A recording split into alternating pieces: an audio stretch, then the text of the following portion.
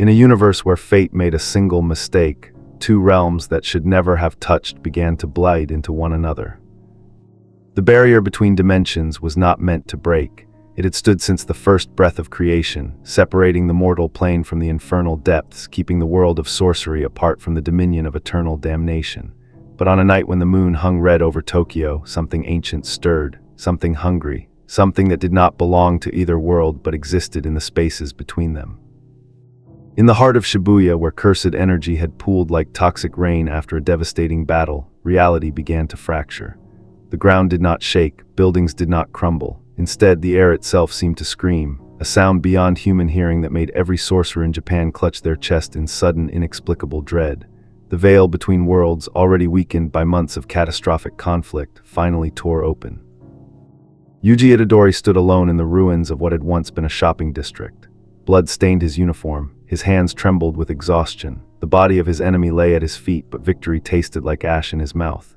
He had won the battle, but the war had cost him everything he held sacred. His teacher was sealed, his friends were scattered, and inside him, Ryomen Sukuna laughed with the patience of something that had waited 1,000 years for this exact moment.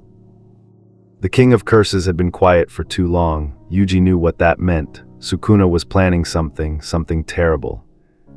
Then the sky split open. It was not a portal in the traditional sense. It was a wound, a gash in the fabric of existence that bled darkness and fire and something else, something that smelled of brimstone and broken promises. Through that wound, Yuji saw another world, a crimson sky, towering structures made of bone and ambition, and beings that walked upright but carried themselves with the weight of eternal suffering. Hell, but not the hell of Buddhist cosmology or Shinto mythology. This was different. This was a hell of Western design, a place of deals and demons, of sinners given form and punishment made personalized. This was a hell where redemption was considered a joke, where hope went to die, and where the very concept of salvation was mocked by those who had chosen damnation willingly. Yuji staggered backward as the rift expanded. He could feel cursed energy pouring through it, but it was wrong, corrupted, mixed with something else, something that made his skin crawl and his instincts scream at him to run. This was not the cursed energy born from human negativity. This was older, purer in its malevolence. "Do you feel it, boy?" Sukuna's voice echoed from within Yuji's soul, dripping with anticipation. "That is the energy of true damnation. That is the power of souls condemned for eternity, and it is magnificent." Yuji tried to speak, to demand answers, but his voice caught in his throat, because through the rift something was coming, not cursed spirits, not humans, but entities that existed in the gray space between the two, demons, sinners, the damned made manifest. And leading them, walking with the casual confidence of someone who had never known defeat, was a figure that made Yuji's blood run cold. Tall, impossibly thin, dressed in red pinstripe with a smile that stretched too wide to be human. The figure's eyes glowed like dying stars, and in his hand, a microphone staff that crackled with power that predated modern understanding. The radio daemon had found a new frequency. Alistair stepped through the rift and into the world of sorcery with the ease of someone crossing a threshold they had been invited through. Behind him, the tear in reality pulsed and widened, allowing more of hell's denizens to peer through with curiosity and hunger. Well, Alistair's voice carried across the ruined district, amplified by unseen speakers, layered with static that hurt to hear. What do we have here? A world positively dripping with delicious despair. How utterly delightful. Yuji raised his fists despite the exhaustion that made his limbs feel like lead. Who are you? What do you want? Alistair's grin somehow widened further. Who am I? Why, my boy, I'm the answer to a question your world hasn't thought to ask yet. I'm what happens when hell gets bored with itself and decides to expand its, shall we say, portfolio. Inside Yuji's mind, Sukuna's laughter grew louder. Finally something interesting happens in this tedious age. Yuji felt control slipping, felt Sukuna pushing against the cage of his will, demanding release. No, not now, stay back. But Sukuna was done waiting. The King of Curses had sensed opportunity in the rift between worlds, and he would not be denied. Yuji's body convulsed, his cursed energy spiked to levels that shattered windows 3 blocks away, and when he opened his eyes again, they were no longer his own. 4 red eyes stared out at Alistair with recognition born not from memory, but from understanding. two beings of ultimate evil, separated by cosmologies and creation myths, now faced each other across a barrier that no longer existed. A demon, Sukuna spoke through Yuji's mouth, his voice layered with malice and curiosity. Not a cursed spirit, not a manifestation of human fear, but something older, something from a different kind of hell. Alistair's expression shifted from theatrical amusement to genuine interest. And you're not the boy I was just speaking to. You're something wearing him like a suit. How positively scandalous. The two monsters regarded each other in silence. Around them, reality continued to fracture. The rift pulsed with each passing second, growing wider, allowing more of Hell's landscape to bleed through into Tokyo. Yuji, trapped in his own mind, screamed for control but found none. He could only watch as Sukuna took his first steps toward the radio demon. This world, Sukuna gestured broadly at the ruins surrounding them, is built on suffering, on the negative emotions of humans made manifest, on curses born from fear and hatred and grief. Sounds remarkably similar to where I come from, Alistair replied, his tone conversational despite the cosmic significance of the moment, though we prefer to cut out the middleman and simply damn the souls directly. Sukuna laughed, a sound that made the rift pulse wider. Then perhaps we have much to discuss. Tell me, demon, what would you say to a partnership, your hell and my curses combined? Imagine the possibilities. It was at that moment that the true horror of the situation became clear. Not that two worlds had collided, not that demons and curses could now freely mix, but that two of the most powerful and evil entities from their respective universes had just found common ground. And somewhere in the depths of hell, in a hotel built on the impossible dream of redemption, Charlie Morningstar felt a chill run down her spine. She didn't know why, didn't understand the sudden sense of dread that filled her chest, but she looked up at the crimson sky of her kingdom and saw something that shouldn't exist. A second rift, a mirror to the one in Tokyo, and through it, the faint outline of a world she had never imagined. The world of the living, the world of curses, the world that was about to become Hell's newest frontier. Vaggie appeared at Charlie's side, her eye widening at the sight. Charlie, what is that? I don't know, the Princess of Hell whispered, but I have a terrible feeling we're about to find out. The mistake fate had made was not simply opening a door between worlds. It was opening that door at the exact moment when the worst beings from both sides were positioned to take advantage of it. And in the space between dimensions, in the wound that connected Tokyo to Hell, something laughed, not Sukuna, not Alistair, but something older still. Something that had orchestrated this meeting, this convergence, for purposes that neither demons nor curses could yet comprehend. The game had begun, and none of the players knew the rules. To understand what happened next, you must first understand what Ryomen Sukuna truly was. He was not simply evil. Evil is too simple a word for something that had spent 1,000 years as a curse, a legend, a warning whispered in the dark. Sukuna was the king of curses not through conquest but through nature. He existed as the apex of negative human emotion, the ultimate manifestation of humanity's capacity for cruelty, selfishness, and violence. In his original life, during the golden age of sorcery, Sukuna had been a sorcerer of unparalleled power. Some said he had been a demon made flesh. Others claimed he was a natural disaster given human form. The truth, as is often the case, was somehow worse than either legend. He had been human once, completely, terribly human. And he had chosen, through every action and decision, to become something that transcended humanity entirely. He had killed not from necessity but from enjoyment. He had destroyed not for gain but for art. And when sorcerers finally managed to kill him, when his body was divided into 20 fingers and sealed away, Sukuna had laughed, because he understood something they did not. You cannot kill an idea, you cannot seal away a philosophy. And Sukuna's philosophy was simple, pure, and utterly uncompromising. Strength is the only truth, and the strong have no obligation to the weak. For centuries he waited, trapped in fragments, powerless but not gone. And then a boy named Yuji Itadori, driven by the desperate need to save his friends, swallowed one of those fingers and became Sukuna's vessel. Yuji had tried to contain him, had fought with every ounce of willpower to keep the king of curses locked away, and for a time it had worked. Sukuna was bound by contracts, by conditions, by the sheer force of Yuji's selfless nature. But the rift changed everything. When Sukuna saw hell itself open before him, When he felt the energy of eternal damnation flowing into the world of curses, something shifted in his ancient mind. He had always been the pinnacle of evil in his own world, the undisputed king of malevolence. But now there was competition. Now there was an entire dimension of beings who had perfected suffering in ways he had never imagined.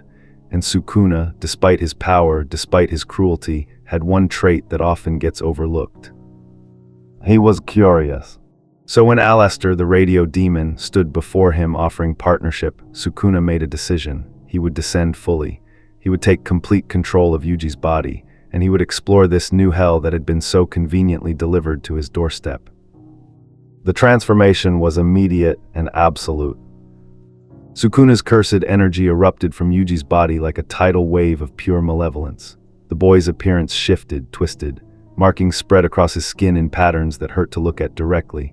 His face became a mask of cruel amusement. And most terrifying of all, his presence expanded to fill the space around him with such overwhelming pressure that the ground beneath his feet cracked and cratered. Alastor's grin never wavered, but his eyes sharpened. Ah, there you are in full, much better than speaking to you through that boy's face. The boy is irrelevant, Sukuna replied, flexing fingers that no longer truly belonged to Yuji. He served his purpose. He brought me to this moment, and now I will use this opportunity to see what your hell has to offer. Well then, Alastor gestured toward the rift with his microphone staff, shall we? I think you'll find the landscape quite accommodating to someone of your refined tastes. Sukuna walked toward the tier in reality without hesitation. Behind him, in the ruins of Shibuya, the few remaining sorcerers who had witnessed the exchange stood frozen in horror. They wanted to act to stop him, to save Yuji, but the gap in power was too vast. Approaching Sukuna at full strength was suicide. One of them, a young woman whose cursed technique allowed her to see the threads of fate, whispered a warning into her communicator. He's crossing over. The king of curses is entering hell. Someone needs to tell Gojo. Someone needs to. But her voice died as Sukuna paused at the threshold of the rift. He looked back, his 4 eyes scanning the broken city with something approaching nostalgia. I will return, he announced to no one in particular. But when I do, I will bring gifts from below. I will show this world what true damnation looks like. And then he stepped through. The sensation of crossing between dimensions was neither painful nor pleasant. It simply was, like stepping from one room into another, except each room existed in a fundamentally different layer of reality. Sukuna felt the laws of physics shift around him, felt the very nature of existence change to accommodate hell's unique properties. When he emerged on the other side, he found himself standing on a street that should not exist. The architecture was chaotic, a mad mixture of time periods and styles. Victorian mansions stood next to Art Deco towers. Neon signs advertised sins in languages he had never seen, and everywhere demons, sinners given form, beings that walked and talked and laughed despite being condemned to eternal punishment. Welcome, Alastor said, appearing beside him with no indication of having moved, to the Pride Ring, the most entertaining circle of our little underworld, where sinners gather, where deals are made, and where entertainment never stops. Sukuna absorbed the scene with the intensity of a scholar studying a new text. This was not the hell of his world's mythology. This was something else, something Western in origin but corrupted by centuries of human sin and demonic influence. Tell me about the hierarchy, Sukuna demanded. Who rules here? Alastor's expression flickered with something that might have been respect. Direct, I appreciate that, very well. At the top we have Lucifer himself, the fallen angel, the first rebel, though he's been rather absent in recent times. Below him, the 7 deadly sins, each ruling their own ring. And below them, the overlords, powerful demons who have carved out territory through strength, cunning, or a combination of both. And you, Sukuna's eyes narrowed, you're one of these overlords. I prefer the term entertainer, but yes, I've accumulated a certain amount of influence over the decades. Sukuna began walking down the street, his presence causing lesser demons to scatter in fear. They could sense power when it walked among them, even if they didn't understand its source. This hotel I've heard whispers of, Sukuna said casually. The one attempting redemption, that's yours. Alastor's grin became strained. I'm merely helping out. It belongs to Charlie Morningstar, the princess of hell, Lucifer's daughter. Sukuna, Stopped walking, turned, fixed all four eyes on the radio demon with sudden, intense interest. The daughter of the devil herself attempts to redeem sinners, to send them to heaven. A foolish endeavor, Alistair agreed, but an amusing one to observe. No, Sukuna said slowly, not foolish, dangerous. Hope is the most destructive force in any realm. It makes the weak believe they can become strong. It makes the damned believe they deserve salvation. This princess, she threatens the natural order. My Alistair's voice dripped with false surprise. You sound almost concerned. Sukuna's smile matched Alistair's for cruelty. Not concerned, interested. In my world I am the undisputed king. But here in this hell of yours there are variables I don't control, powers I haven't measured, and this princess, she represents change, evolution, the possibility that even damnation is not permanent. And that bothers you. It intrigues me. I want to meet her. I want to see what kind of being looks at hell and decides it needs fixing. Alistair laughed, the sound crackling with radio static. Oh, this is going to be magnificent. Very well, King of Curses. Let me take you to the Hazbin Hotel. Let me introduce you to Charlie Morningstar. But I warn you, she's not what you expect. Good, Sukuna replied. I detest predictability. As they walked deeper into Hell's Pride Ring, neither of them noticed the figure watching from a rooftop above. A small, slender demon with a single eye and a spear she had drawn halfway from its sheath. Vaggie had seen Alistair return, had watched him bring someone new into hell, someone who radiated power that made her instincts scream warnings her mind couldn't fully process. She pulled out her phone, fingers shaking slightly as she called the one person who needed to know. Charlie, she said when the princess answered, we have a problem. Alistair's bringing someone to the hotel, someone who feels wrong, someone who doesn't belong in hell but is here anyway. On the other end, Charlie's voice was concerned but calm. What do you mean, doesn't belong? I mean he's not a demon, not a sinner, he's something else, something from outside our dimension. And Charlie, he feels like the end of the world decided to take a walk. There was silence on the line, then softly Charlie said, come back to the hotel, now, we'll face this together. Vaggie took one more look at the two figures walking through hell's streets. The radio demon and the King of Curses. Two monsters from different realities, now walking side by side. She had fought in the war against heaven, had stood beside Charlie against impossible odds, but looking at those two, she felt something she rarely experienced. True fear. Because fate's mistake wasn't just opening a door between worlds, it was opening that door and inviting the worst beings from both sides to walk through it. And they had accepted the invitation with enthusiasm. The Hazbin Hotel stood as a monument to impossible dreams. Built from the bones of old architecture and new ambition, it rose from the Pride Ring's landscape like a defiant middle finger to everything hell represented. Its walls were covered in bright colors that seemed obscene in the eternal crimson twilight. Its windows glowed with warm light that promised safety in a dimension built on suffering. And at its heart was Charlie Morningstar, the princess who believed the damned could be saved. She stood in the hotel's main lobby, surrounded by the strange collection of demons who had become her friends, her family, her cause. Vaggie at her side, hand always near her spear. Angel Dust lounging on the bar despite the tension in his posture. Husk behind that bar, bottle in hand, pretending not to care while his wings stayed half spread for quick flight. Nifty cleaning obsessively, her single eye darting to the door every few seconds.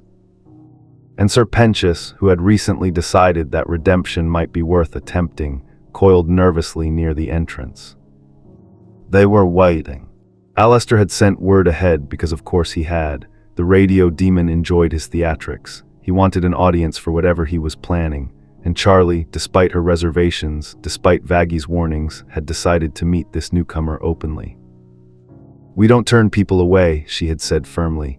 No matter where they come from or what they've done, that's the point of the hotel. Redemption is for everyone. Charlie, Vaggie had argued, he's not from hell, he's not even a demon, he's something else, something dangerous. Then he needs help more than anyone. It was that philosophy, that stubborn, beautiful, terrifying optimism, that made Charlie both the hotel's greatest strength and its most vulnerable point. The doors swung open. Alistair entered first, his grin wide and his eyes alight with mischief. Hello, everyone, I've brought a guest, a very special guest from a very special place. I do hope you'll make him feel welcome. Then Ryomen Sukuna stepped into the Hazbin Hotel. The temperature dropped, not physically, but every demon in the room felt it. A coldness that had nothing to do with temperature and everything to do with the presence of something fundamentally wrong. Sukuna's 4 eyes scanned the lobby with the detached interest of a predator evaluating new territory. His markings seemed to pulse in the hotel's warm light, and his smile, that cruel, knowing smile, made it clear he found the entire situation amusing. Charlie stepped forward, and to her credit, her voice didn't shake. "Hello, welcome to the Hazbin Hotel. I'm Charlie Morningstar. We're dedicated to helping sinners find redemption and—" "You're the daughter of Lucifer," Sukuna interrupted, his tone making it clear this wasn't a question. "The princess of hell, the one who thinks damnation is negotiable." Charlie blinked, thrown by the directness. Yes, I believe everyone deserves a second chance, even in hell." Sukuna laughed. It was not a pleasant sound. "Fascinating. In my world we have a saying, the strong devour the weak. It's the natural order, the only truth that matters. And yet here you stand, telling me the weak should be elevated, that the damned should be saved. Do you have any idea how fundamentally absurd that is?" Vaggie moved to stand slightly in front of Charlie, spear now openly drawn. "Watch it, pal. You might be scary where you come from, but this is Charlie's hotel. You'll show respect or you'll leave." Sukuna's eyes fixed on Vaggie with sudden, intense focus. An exorcist angel, fallen, now protecting the princess of hell. How delightfully ironic. He looked back to Charlie. "You surround yourself with the broken and the damned and expect to fix them. Tell me, princess, what makes you think you have the strength to succeed where all of hell has failed?" Charlie's expression shifted. Her initial nervousness was replaced by something harder, more determined. "Because I have something hell doesn't, hope, the belief that people can change if given the chance, and if you're here to mock that, then maybe you should leave." The silence that followed was absolute. Even Alastair's grin flickered slightly, his eyes darting between Charlie and Sukuna with genuine interest. Then Sukuna did something unexpected.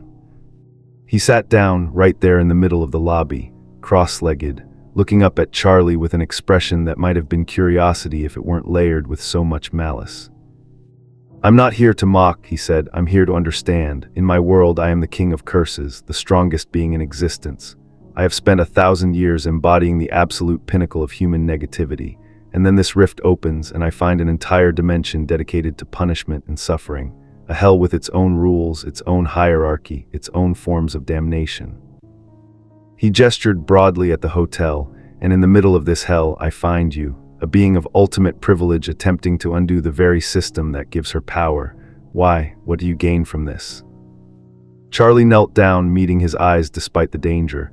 "I don't gain anything. This isn't about gain, it's about doing what's right. Every soul in hell was once human. They made mistakes, yes, terrible ones, but eternal punishment doesn't fix anything. It just creates more suffering. And you think you can fix that? You, one demon against all of hell's infrastructure." "One demon with friends," Charlie corrected, glancing at Vaggie, at Angel Dust, at Husk and Nifty and Serpentious. "With people who believe change is possible, who are willing to try even when it seems impossible." Sukuna was quiet for a long moment, then he spoke, his voice lower, more serious than before. "In my world there is a boy. His name is Yuji Itadori. He swallowed my finger to save his friends, became my vessel, has spent every day since fighting to keep me contained, to prevent me from causing harm." He paused. "He is weak by my standards, pathetically so, and yet he possesses something I have never understood. This same quality you demonstrate, this willingness to sacrifice himself for others, to fight battles he cannot win for people who can never repay him. His friends call it kindness, nobility, heroism." "And what do you call it?" Charlie asked softly. "Insanity," Sukuna replied. "Beautiful, tragic insanity, and I want to understand it." The admission hung in the air like a bomb that hadn't exploded yet. Alastair's grin had faded entirely, replaced by an expression of genuine shock. Vaggie's grip on her spear loosened slightly. Even Angel Dust had stopped his casual posturing to stare at the King of Curses in confusion. Charlie, however, smiled. "Then stay, learn, see what we're trying to do here. You don't have to believe in redemption, you just have to be willing to observe it." "You would trust me," Sukuna's voice carried genuine surprise. "You know what I am, what I've done, the boy whose body I'm you." Sing screams in the back of my mind, begging me to release him. and still you offer me sanctuary. That's what this hotel is for, Charlie said simply. Everyone deserves a chance, even you. It was at that moment that something shifted in Sukuna's expression, not softness. He was incapable of true softness, but perhaps the faintest hint of respect. Very well, princess, I will stay, I will observe. And when I inevitably prove you wrong, when I demonstrate that some beings are beyond redemption, we will see if your hope survives the lesson. He stood, his full height making Charlie take an involuntary step back. But know this, I am not your project, I am not your student, I am a force of nature wearing human skin, and nature cannot be redeemed, it simply is. We'll see, Charlie replied, extending her hand for a shake. Sukuna stared at her hand, then with deliberate slowness he took it. The contact lasted only a second, but in that second, everyone in the room felt the weight of what had just happened. The King of Curses and the Princess of Hell had just made a deal, not one of blood or magic, but something perhaps more binding, an agreement of mutual curiosity, a willingness to test philosophies against each other. Alistair began to laugh, soft at first, then building to his characteristic maniacal cackling. Oh, this is wonderful, absolutely wonderful. The entertainment value alone is worth the dimensional rift. But as Charlie showed Sukuna to a room, as the hotel's residents began to process what had just entered their home, none of them noticed the small detail that would matter later.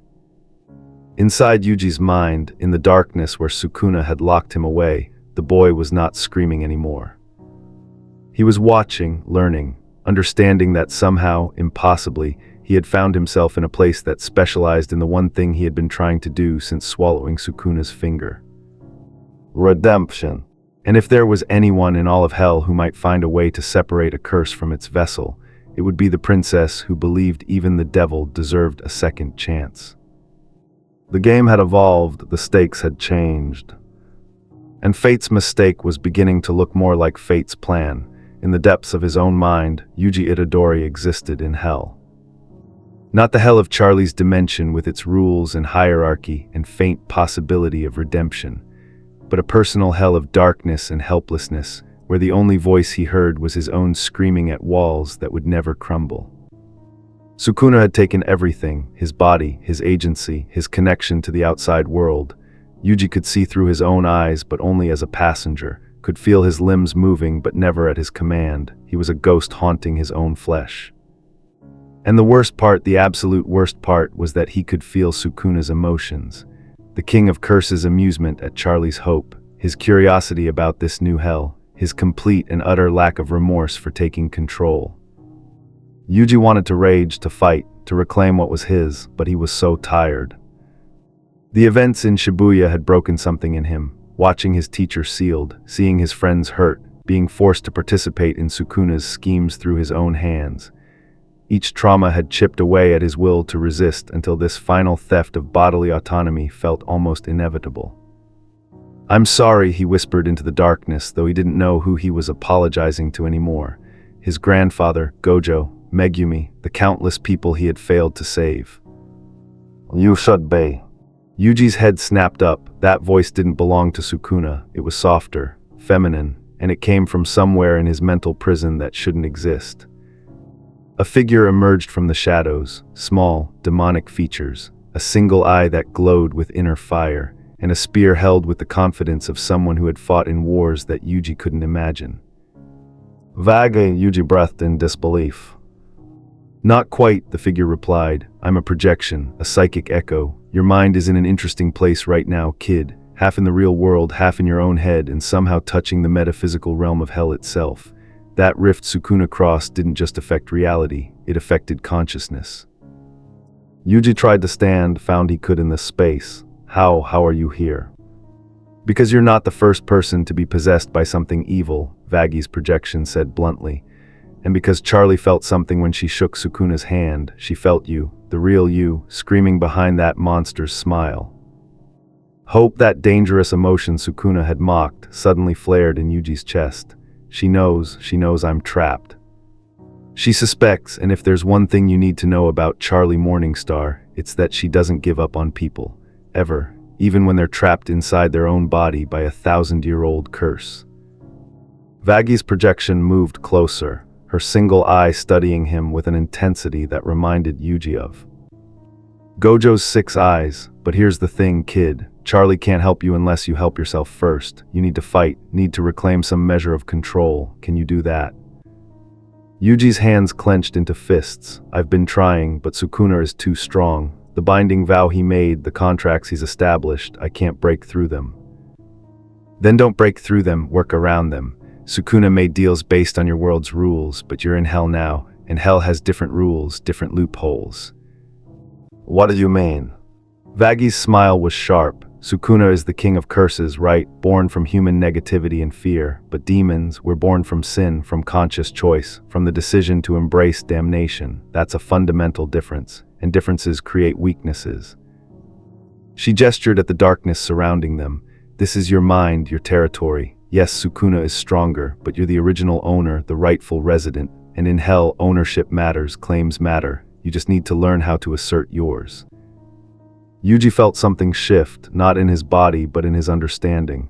You're saying I can fight him differently here, not with strength, but with will, Vagi finished, pure, stubborn human will, the thing that made you swallow that finger in the first place, the thing that made you try to help your friends even when it was suicide. That's your weapon, kid, and it's stronger than you think. But how do I use it? Vagi's projection began to fade. Charlie will help, we all will, but you need to want it. Need to believe you deserve to be saved. Can you do that? The question hit Yuji harder than any curse technique. Could he believe he deserved saving, after everything he had done while under Sukuna's influence, after all the people he had failed? Don't answer now, Vagi interrupted. Think about it, and when you're ready, when you truly want to reclaim yourself, reach out. Charlie can hear you if you scream loud enough. The hotel has a way of amplifying hope, of making impossible things slightly less impossible. The projection vanished entirely, leaving Yuji alone in his mental prison once more, but something had changed. The darkness felt less absolute, the walls less permanent. He wasn't just a prisoner anymore. He was a prisoner with allies, with a plan, with the faintest possibility of escape. And in the real world, in the room Charlie had given Sukuna, the king of curses suddenly frowned. He had felt something, a flutter of resistance from the boy's consciousness, brief, easily suppressed, but present.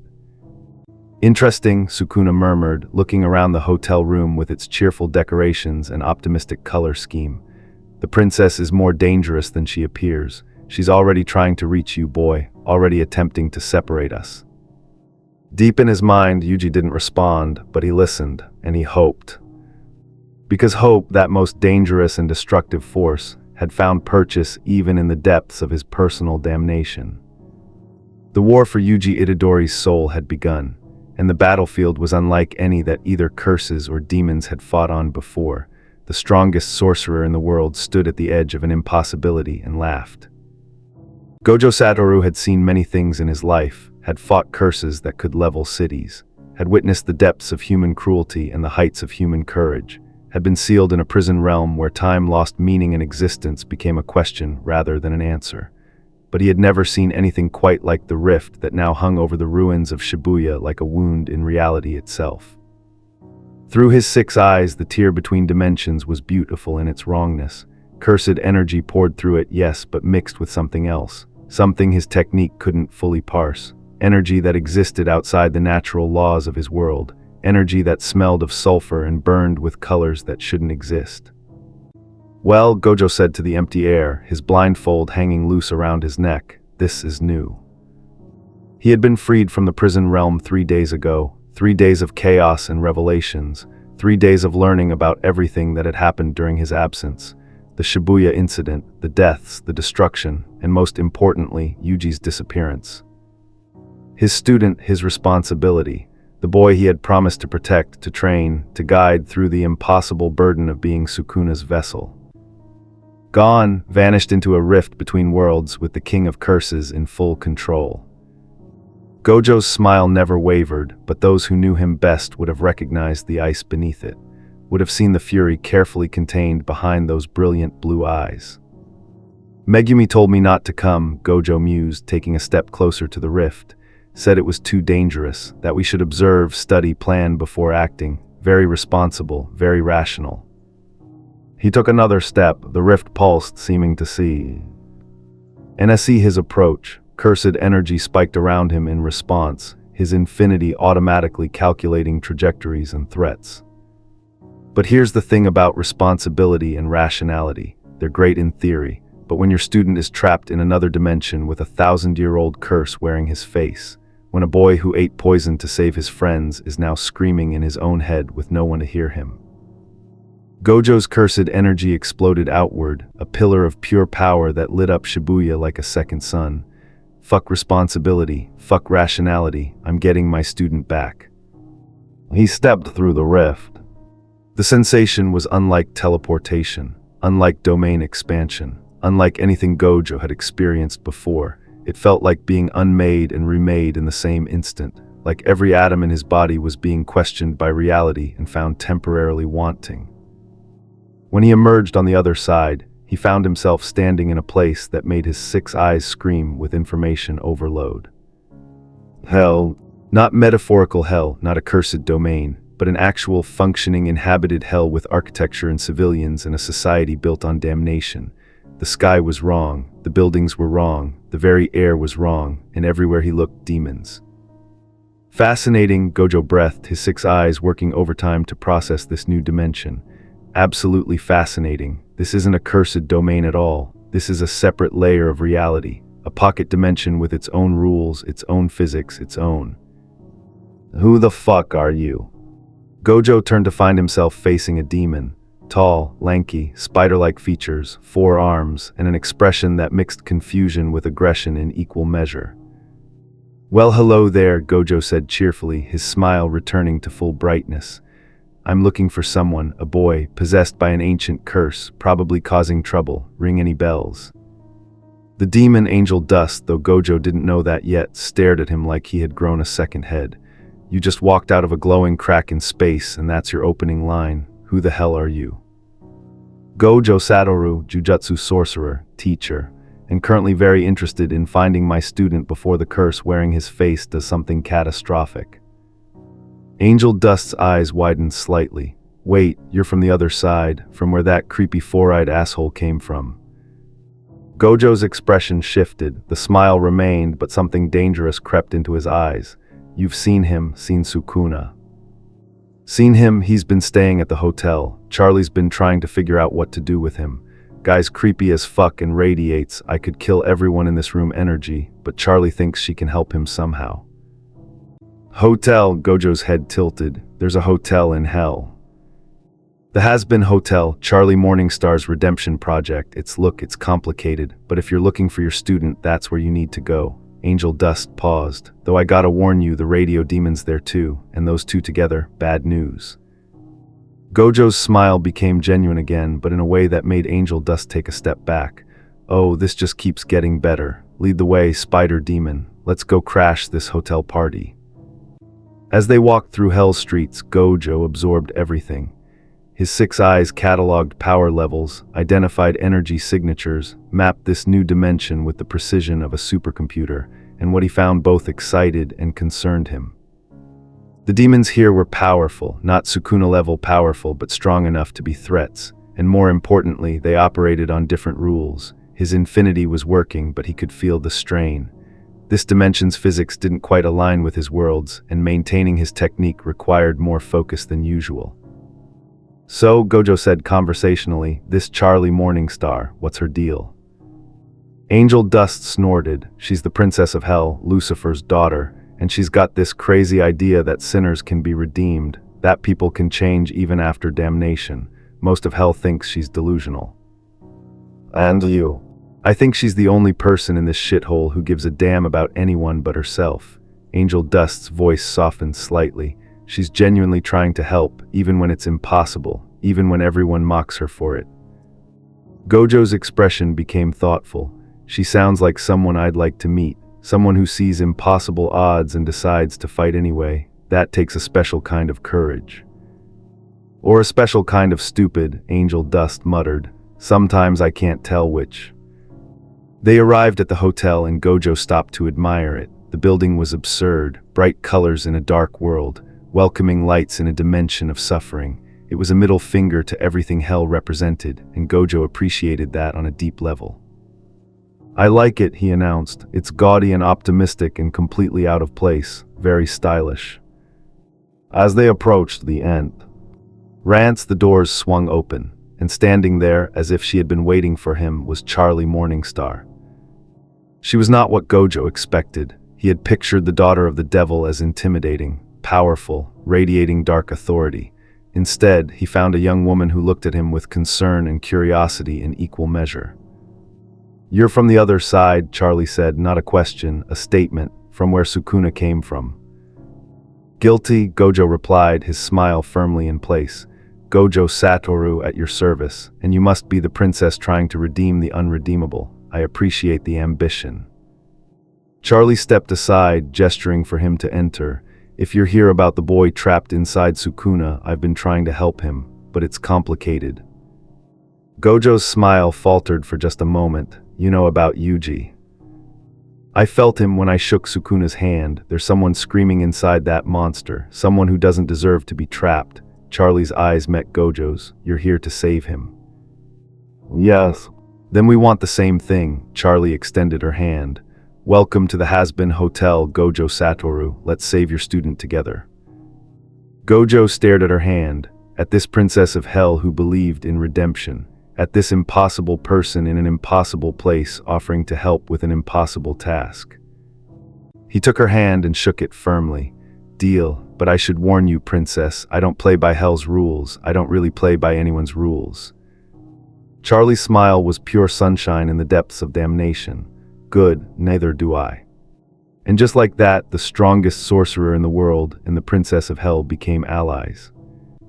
In his room, Sukuna felt the moment Gojo arrived, felt the familiar cursed energy signature that he had fought before, studied before, respected before in his own twisted way. "The Six Eyes user is here," Sukuna murmured. "How delightful. The board is filling with players. Soon, very soon, the real game can begin." But deep in Yuji's mind, the boy felt something else, felt hope surge through him like electricity. Gojo-sensei was here, his teacher, his friend, the man who had promised to make him strong. He wasn't alone anymore. And in hell, being not alone made all the difference. The Hazbin Hotel had never been so crowded with power. In the main lobby, an impossible gathering had formed. Charlie Morningstar stood at the center, her natural optimism strained by the weight of the situation. Vaggie flanked her, spear never far from hand, eye constantly scanning for threats. Angel Dust lounged nearby, pretending indifference while his body language screamed tension. Husk drank steadily, his wings twitching with agitation. Nifty cleaned the same spot on the floor for the 15th time.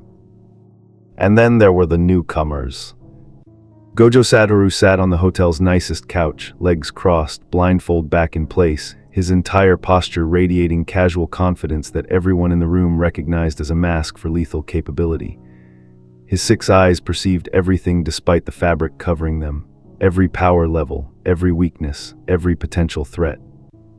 Across from him, Ryomen Sukuna occupied Yuji's body like a king on a stolen throne. His four eyes studied Gojo with the interest of a chess player recognizing a worthy opponent. The markings on his face seemed to pulse with their own dark light. And in the corner, watching everything with his eternal grin, Alistair stood perfectly still.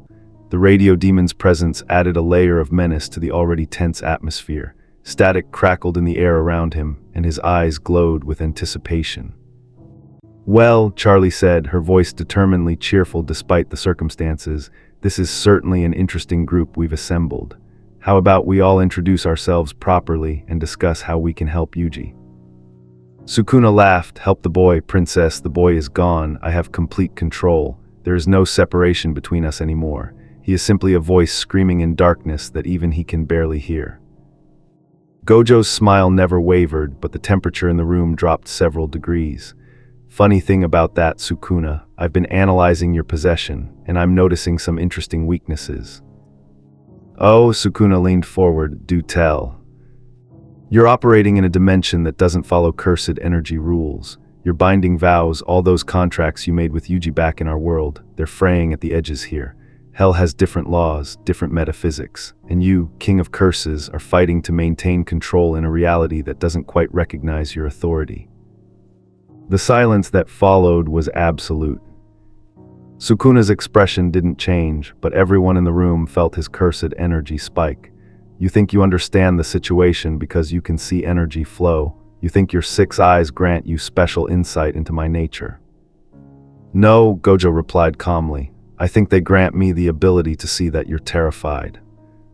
The words hung in the air like a bomb. Terrified, Sukuna's voice was dangerously quiet. Of losing control, of losing relevance. You're the king of curses, right? The strongest being in our world, but here, you're just another powerful entity in a dimension full of them. Lucifer could probably erase you with a thought. The 7 sins could probably contain you. Even some of the overlords might give you trouble. Gojo stood up, and despite the casual nature of the movement, everyone recognized it as a threat. You're in hell, Sukuna, and in hell you're not special, you're just visiting. Sukuna rose to meet him, cursed energy radiating from Yuji's body like heat from a furnace. Careful, 6 eyes. You may be strong in our world, but here you're just as much a stranger as I am. True, Gojo agreed, but I have something you don't. And what's that? Friends. The word was simple, basic, and it hit Sukuna like a physical blow. Because it was true, Gojo had walked into hell and immediately found allies. Charlie had offered her help without hesitation. Angel Dust had guided him here. Even now, Vaggie stood ready to fight beside him if needed. The hotel's residents, this strange collection of demons and sinners, had accepted him because he came with pure intentions. Sukuna had power, had knowledge, had 1,000 years of experience. But he had no one. How touching, Alistair's voice cut through the tension, crackling with radio static. A heartwarming lesson about the power of friendship. But might I suggest we focus on the practical matter at hand, specifically, how to separate a curse from its vessel when both exist in a dimension that doesn't traditionally host either. Charlie nodded eagerly, clearly grateful for the interruption. Alistair's right, we need a plan. Yuji is trapped, and every moment he stays that way is another moment of suffering. I may have a solution, Vaggie said quietly, or at least the beginning of one. All eyes turned to her. In hell we have something called soul contracts, binding agreements that tie a demon's essence to specific terms. They're almost impossible to break from the outside, but they can be renegotiated if both parties agree. Sukuna would never agree to release Yuji, Gojo pointed out. No, Vaggie agreed, but what if we didn't ask Sukuna? What if we asked Yuji? Gojo's head tilted. I'm listening. If we can reach Yuji's consciousness, strengthen it, help him assert ownership over his own soul, then maybe he can renegotiate the terms of Sukuna's possession from the inside. It wouldn't banish Sukuna completely, but it might force a more equitable sharing of control. Interesting theory, Sukuna said, his tone mocking. There's just one problem. The boy can barely maintain consciousness in his own mind anymore. He's too weak, too broken. He gave up fighting for control weeks ago. Then we help him remember why he fought in the first place, Charlie said firmly. We remind him what he's fighting for. She turned to Gojo. You're his teacher, right? His mentor. Then you must know what motivates him, what keeps him going even when everything seems hopeless. Gojo was quiet for a long moment. When he spoke, his voice was softer than before, more human. Yuji fights because he doesn't want people to die alone. It's that simple and that complicated. His grandfather told him to help people, to be surrounded by others when he died, and Yuji took that to heart in a way most people can't understand. He's selfless, Charlie breathed, genuinely, completely selfless. To a fault, Gojo agreed. The kid would rather suffer himself than let someone else feel pain. It makes him a terrible vessel for Sukuna because their philosophies are complete opposites, but it also makes him vulnerable. He'll sacrifice himself without hesitation if he thinks it'll save someone else. Then we need to show him that saving himself saves others, Vaggie said. That reclaiming control isn't selfish, it's necessary. Alistair's grin widened. My, we're getting quite therapeutic. Shall we hold hands and sing Kumbaya next? Mock if you want, Charlie said, her voice hardening slightly, but this is what redemption looks like, messy, difficult, requiring cooperation from unlikely sources. She looked directly at Sukuna, even from those who claim they're beyond saving. Sukuna stared at her, then unexpectedly he laughed. not his usual cruel laugh, but something that almost sounded genuine. "You really believe it, don't you? You actually think anyone can change? That even I, the king of curses, the manifestation of 1,000 years of human malice, could somehow become better?" "Yes," Charlie said simply, "I do." "Then you're either the bravest person I've ever met or the most foolish. I genuinely cannot decide which." "Can it be both?" The question caught Sukuna off guard. For just a moment his expression showed something other than cruel amusement. Confusion, perhaps, or the faintest hint of respect. "Very well, princess, I will allow you to try your little redemption experiment, not because I believe it will work, but because watching you fail will be entertaining. And when the boy cannot reclaim himself, when he proves too weak to assert his ownership, perhaps then you'll understand that some things are beyond even your optimism." "And if he succeeds?" Gojo asked quietly. Sukuna's smile returned in full force. "Then I will have my answer about whether hope is truly stronger than power, and that knowledge alone is worth the risk." Charlie stepped forward, extending her hand once more. "Then we have an agreement. You'll allow us to try reaching Yuji." Sukuna looked at her hand, at this impossible princess who refused to give up on anyone. Then he took it. "We have an agreement, but know this, all of you, I am not cooperating out of kindness. I am cooperating out of curiosity. The moment this ceases to interest me, the moment I grow bored, all bets are off." "Fair enough," Charlie said, "then let's get started." As the group began to plan, none of them noticed the small detail that would matter later. Deep in Yuji's mind, in that personal hell where he existed as a prisoner, he had heard everything. Through Sukuna's ears, through their shared consciousness. And for the first time since crossing into hell, Yuji felt something other than despair. He felt hope, and hope in the right hands could move mountains. Even mountains made of curses. The radio demon waited until the others were distracted with their planning before making his move. Aleister had always been a creature of patience. In his decades as an overlord, he had learned that the best deals came not from desperation, but from careful cultivation of circumstances. You didn't force people into contracts. You created situations where they believed the contract was their idea. And watching this coalition form, Charlie's optimism, Gojo's determination, Vagi's strategic thinking, Aleister saw opportunity the way a shark smells blood. He found Sukuna alone in the hotel's library. The King of Curses had excused himself from the planning session with the excuse of letting the hopeful children play their games. But Aleister knew better. Sukuna had left because he was thinking, calculating, adjusting his own plans to account for these new variables. "A word if you would," Aleister said, materializing from the shadows with his characteristic grin. Sukuna didn't turn around. "The radio demon. I wondered when you would approach me privately. You've been too quiet during all of this, too content to watch." "Observation is the first step of any good manipulation," Aleister replied cheerfully. "One must understand the board before moving the pieces." "And what pieces do you wish to move?" Aleister walked to stand beside Sukuna, both of them looking out the library window at hell's eternal crimson sky. "Let me be direct. You and I were not like them. We don't believe in redemption. We don't hold hope for the hopeless. We understand that power is the only currency that matters and the strong make the rules." "Accurate assessment." "So why did you agree to Charlie's plan? You could have refused, could have simply maintained control of the boy and ignored their attempts to reach him."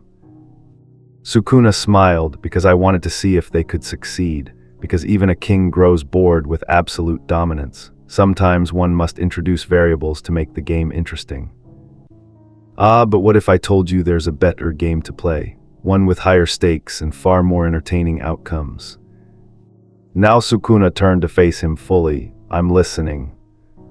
Aleister's grin widened. "The rift between our worlds, it's not stable, it's not meant to be stable. Our dimensions were never meant to touch. But what if they could be made permanent? What if, instead of two separate realms, we created a single unified dimension where curses and demons could coexist? That would require enormous power, reality-altering power. Indeed, power that neither you nor I possess alone, but combined with the right catalyst," Aleister's eyes glowed brighter, "we could reshape the rules of both our worlds." Sukuna's expression shifted to genuine interest. and what would you gain from this arrangement? Entertainment, chaos, a hell infinitely more interesting than this stagnant realm of the damned, and perhaps most importantly, freedom from the current hierarchy. Lucifer may be the king of hell, but in a new merged dimension, who knows who might rise to power? You want to overthrow the natural order. I want to create a new natural order, one where beings like us aren't constrained by the limitations of single-dimensional existence. Sukuna was quiet for a long moment, then he laughed, the sound echoing through the library like thunder. You're even more ambitious than I gave you credit for, but there's a problem with your plan, the catalyst you mentioned. What exactly did you have in mind? Alastair's smile became sharper. The boy, Yuji Itadori, he's the only being in existence who serves as a perfect bridge between our worlds, a human host containing a curse now existing in hell. His very existence defies the natural laws of both dimensions. If we could harness that, amplify it.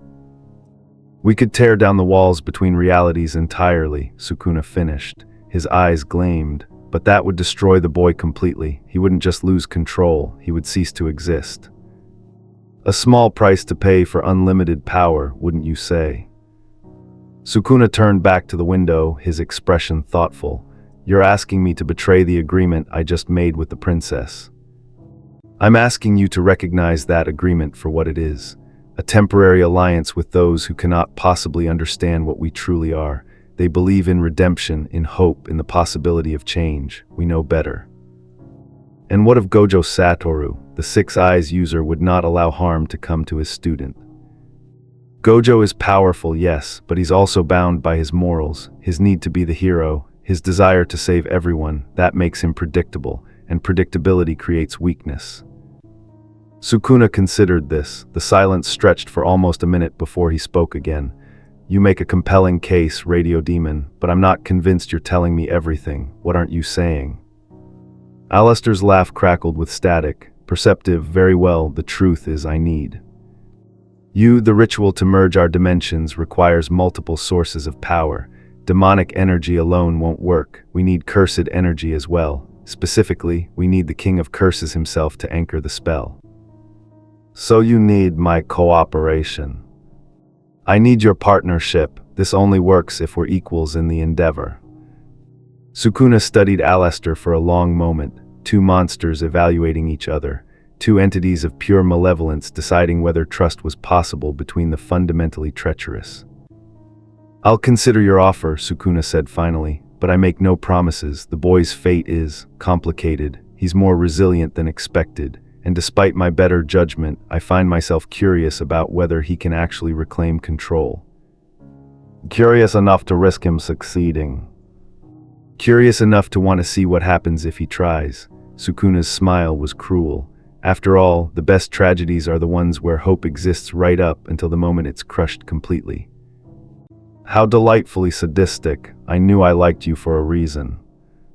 They stood together in silence, two apex predators temporarily aligned by mutual interest.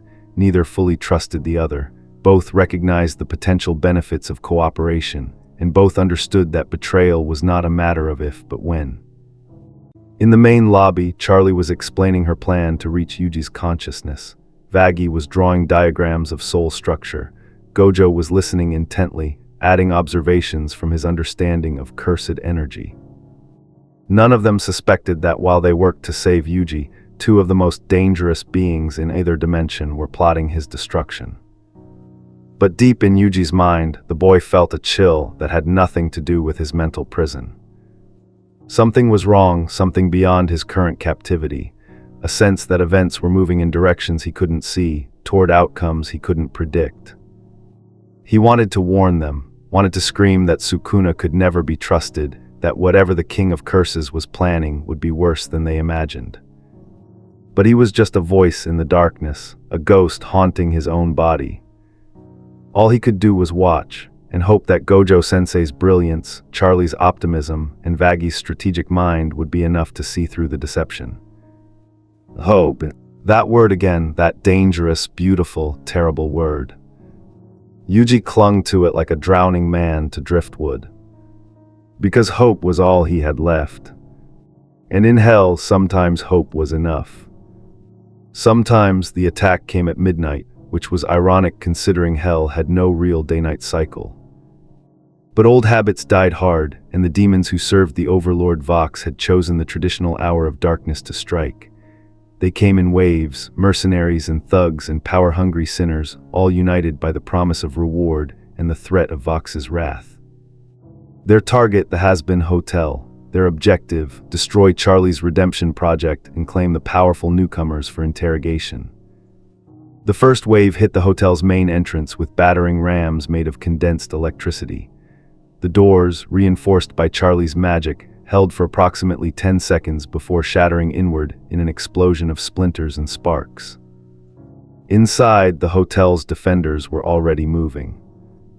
Angel Dust leaped into action with the fluid grace of someone who had survived decades in Hell's most dangerous profession.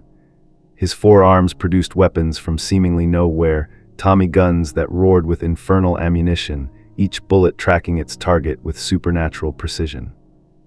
"Really?" he shouted over the gunfire. "We were having a nice quiet evening and you assholes had to ruin it." Husk took flight, his wings carrying him above the fray as he rained playing cards down on the attackers. Each card was razor-sharp and coated in his own brand of curse energy, cutting through demonic flesh like paper. Vaggie fought at the front lines, her spear a blur of righteous fury. As a former exorcist angel, she knew every weak point in demonic anatomy, and she exploited them with ruthless efficiency. "Charlie," she called out, "get to safety." But Charlie Morningstar was done running from threats to her hotel.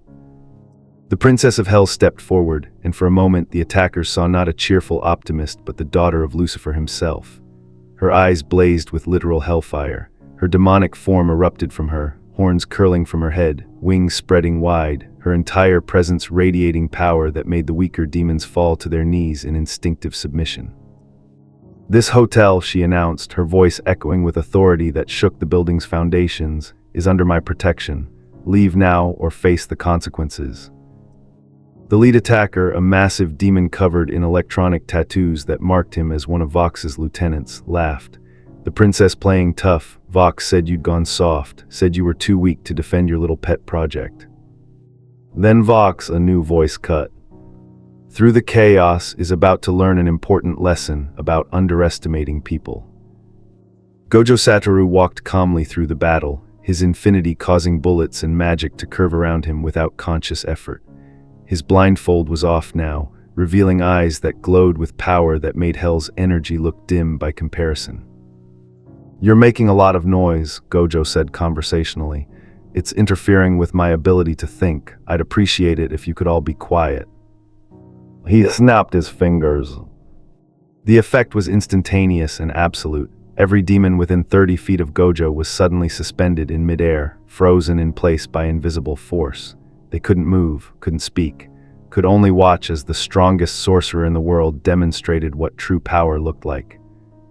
"Here's the thing about attacking someone's home," Gojo continued, walking among the frozen demons like a teacher among students.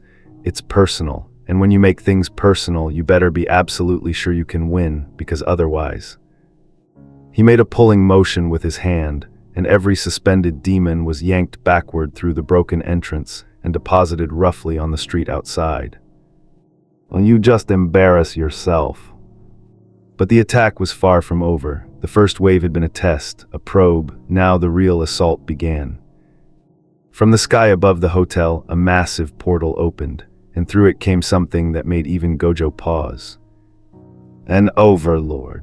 Not Vox himself, he was too clever to risk direct confrontation, but his ally, the biomechanical demon known as Scrambler, who specialized in disrupting magic and energy constructs.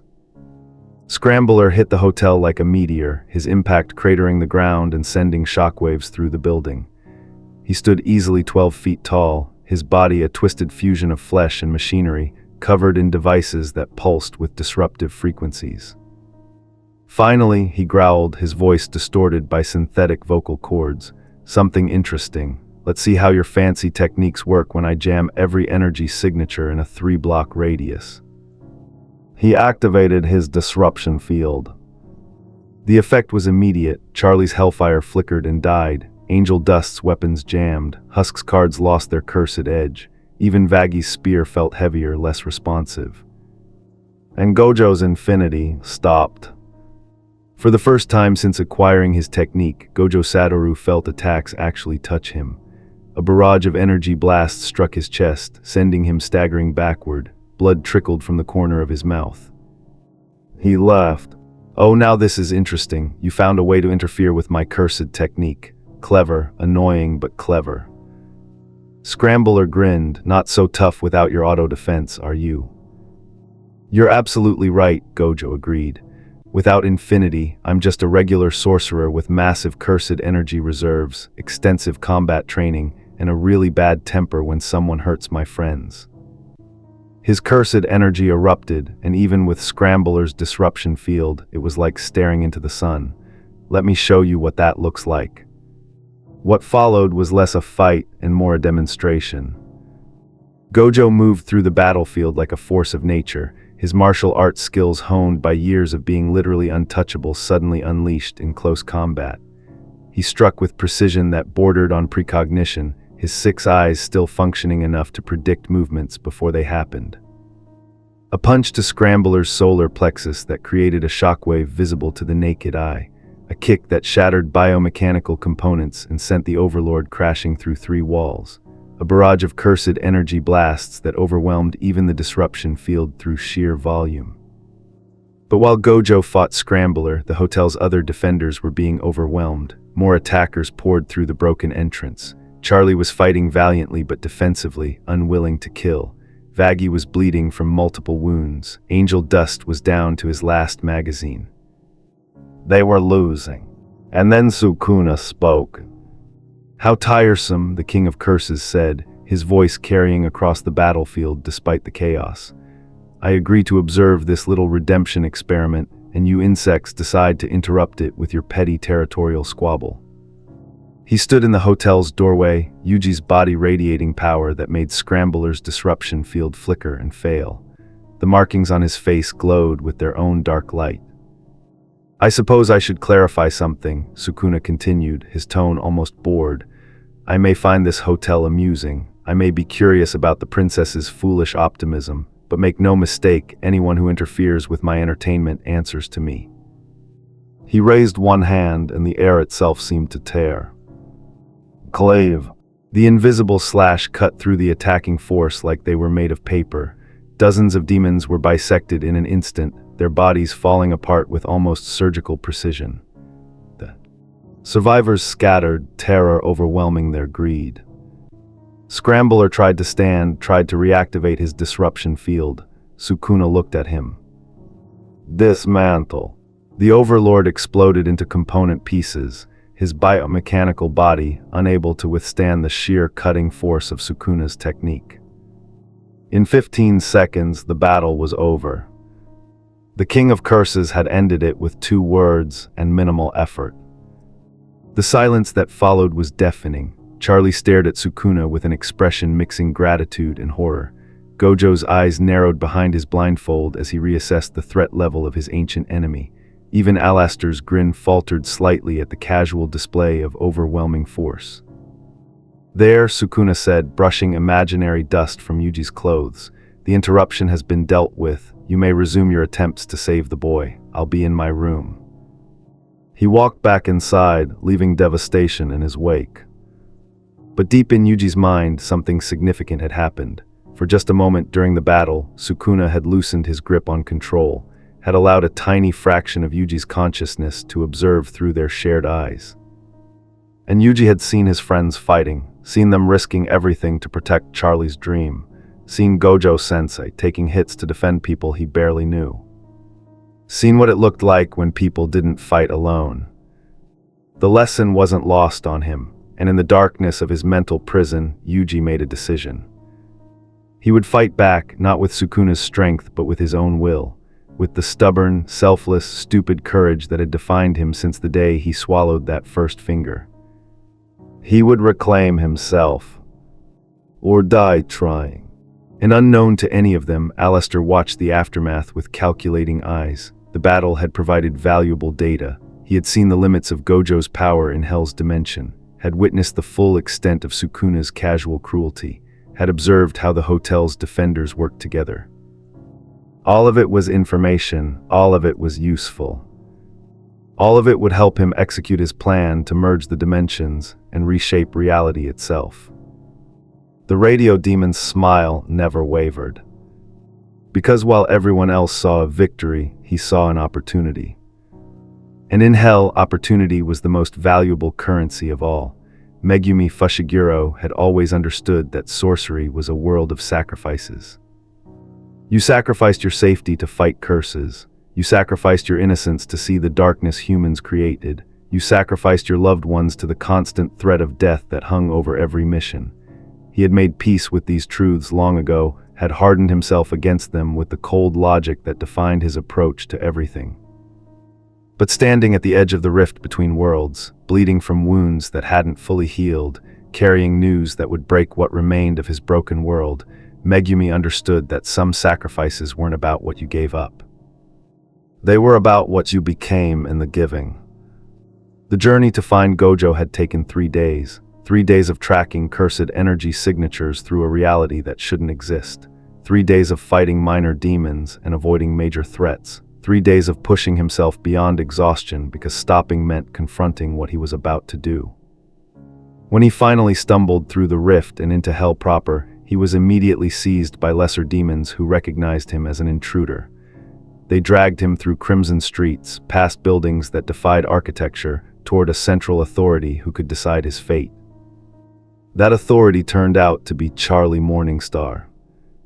"Another one from the other side?" Charlie asked, looking at the young sorcerer with concern. He was clearly injured, clearly exhausted, and clearly desperate. "Are you with Gojo, with Yuji?" Megumi's eyes widened at the names. "They're here, they're both here." "Gojo is here, Yuji." Charlie's expression grew pained. "Yuji is here but not here. He's trapped inside his own body while Sukuna controls it. We're trying to help him." Relief washed over Megumi's face, quickly followed by anguish. "I need to see Gojo-sensei. Now, there's something he needs to know, something everyone needs to know." 20 minutes later, Megumi sat in the hotel's conference room, surrounded by the impossible. His teacher, alive and free from the prison realm, the princess of hell herself, a radio demon who radiated malevolence, and standing in the corner, wearing Yuji's face but clearly not Yuji, the king of curses. "Megumi," Gojo said softly, his blindfold off, his eyes showing genuine concern. "What happened? Why did you come through the rift?" Megumi's hands clenched into fists on the table. "Tokyo is gone." The words fell like a death sentence. "What do you mean gone?" Gojo's voice was carefully controlled, but power crackled in the air around him. "After you left, after Sukuna crossed over, the rift became unstable. It started expanding, consuming every thing near it, buildings, people, reality itself." Megumi's voice shook. "The higher-ups tried to seal it, used every technique, every barrier, every cursed tool they had. Nothing worked." "How many?" Gojo asked, just 2 words, but they carried the weight of the world. "Millions, maybe more. The rift is still growing, still consuming. At the current rate, it'll swallow all of Japan within a month, maybe the entire world within a year." The silence was absolute. Even Sukuna had stopped smiling. "There's more," Megumi continued, his voice barely above a whisper. "The rift isn't just one way anymore. Cursed spirits are crossing into hell. Demons are crossing into our world. The boundaries between dimensions are collapsing completely, and it's getting worse every day." Charlie stood up, her expression horrified. "We have to stop it. We have to close the rift." "We can't," Megumi said flatly. "Every attempt to seal it from our side has failed. The only option left is to try from this side, from hell itself, but that would require—" he looked directly at Sukuna. "It would require the King of Curses to willingly return to our world and anchor the seal from the dimensional breach point." Sukuna's laugh was cold and empty. "And why would I do that? I'm quite comfortable here. Your world's destruction is irrelevant to me." "Because if our world falls, hell falls next," Vaggie interjected. "The rift is destabilizing both dimensions. It's not just consuming your world, it's creating a void that will eventually collapse both realities into nothing. You have as much to lose as we do." Sukuna's expression shifted to something more thoughtful. "Interesting. So my choices are, cooperate and save both worlds, or watch as everything ceases to exist, including myself. Essentially, yes, Gojo said, though I'm sure you'll find some way to make this as difficult as possible. Actually, Sukuna replied, I have a counter-proposal. I will help seal the rift. I will anchor the dimensional barrier from this side, but in exchange, I want something. What? Charlie asked, though dread filled her voice. I want to make a deal, a proper hell deal, with the princess herself. Sukuna's 4 eyes gleamed. I will save both our worlds, but in exchange, you will allow me to exist in hell permanently. No attempts to separate me from the boy. No redemption projects, no interference. I get to keep this vessel and live here as I please. No, Gojo said immediately. Absolutely not. Then both worlds die, Sukuna replied with a shrug. Your choice. Megumi stood up suddenly, his chair scraping against the floor. There's another option. Everyone turned to look at him. The seal doesn't need Sukuna specifically. It needs a powerful curse user who can serve as an anchor between dimensions. Someone who can exist in both worlds simultaneously and hold the rift closed through sheer force of will. There is no such person, Sukuna said dismissively. Yes, there is. Megumi's voice was steady now, resolved. There's me. Gojo's eyes widened. Megumi, no, you can't mean. My 10 Shadows technique. It's designed to bridge the gap between the physical and the spiritual, between the real and the summoned. If I could amplify it, if I could push it beyond its normal limits, I could potentially become the anchor myself. That would kill you, Gojo said bluntly. Even if it worked, the strain of holding 2 dimensions apart would tear you apart within hours. Then I have hours, Megumi met his teacher's eyes. It's enough time for others to evacuate, for you to find a permanent solution, for Yuji to potentially reclaim control and help from the inside. Megumi, you're talking about suicide. I'm talking about sacrifice, Megumi's voice softened. You taught me that sorcerers exist to protect those who can't protect themselves, that our power is only meaningful if we use it for others. This is me using my power for others. He turned to Charlie. Princess Morningstar, you believe in redemption, in second chances. Give Yuji his second chance. Let me buy the time he needs to fight back against Sukuna, to reclaim himself. Charlie's eyes filled with tears. There has to be another way. If there is, I haven't found it, and we're out of time. Gojo stood up, his cursed energy flaring uncontrollably. I won't allow this. I won't let another student die because I wasn't strong enough to protect them. Sensei, Megumi said quietly, this isn't about your strength, it's about my choice. Let me make it. The 2 sorcerers stared at each other, teacher and student, guardian and ward, 2 people connected by bonds forged in battle and loss and the shared burden of power. Finally, Gojo closed his eyes. If you do this, if you really do this, then I promise you, Megumi, I promise on everything I am that I will save Yuji. I will separate him from Sukuna. I will make your sacrifice mean something. That's all I ask. Deep in Yuji's mind, the boy had been listening. G to everything, and when he heard Megumi's plan, heard his friend willing to die to buy him time, something inside him shattered. Not his will, his restraint. For weeks, Yuji had been passive, had accepted his imprisonment as punishment for failing to control Sukuna, had believed he deserved this fate, but hearing Megumi sacrifice himself, hearing his friend choosing death so Yuji might live, that was unacceptable. For the first time since Sukuna took control, Yuji Itadori began to fight back with everything he had. And in the real world, Sukuna's expression flickered, just for a moment, just long enough for those watching to see. Interesting, the King of Curses murmured. The boy is stirring. Your sacrifice speech seems to have awoken something in him, young sorcerer. Good, Megumi replied, then it's already working. Alistair, who had been silent through all of this, finally spoke. How touching, how absolutely tragic and beautiful. But there's a problem with your plan, young Megumi. The ritual to anchor the rift requires a power source beyond what any sorcerer can provide alone. You would need a catalyst, something to amplify your cursed technique beyond its natural limits. What kind of catalyst? Megumi asked.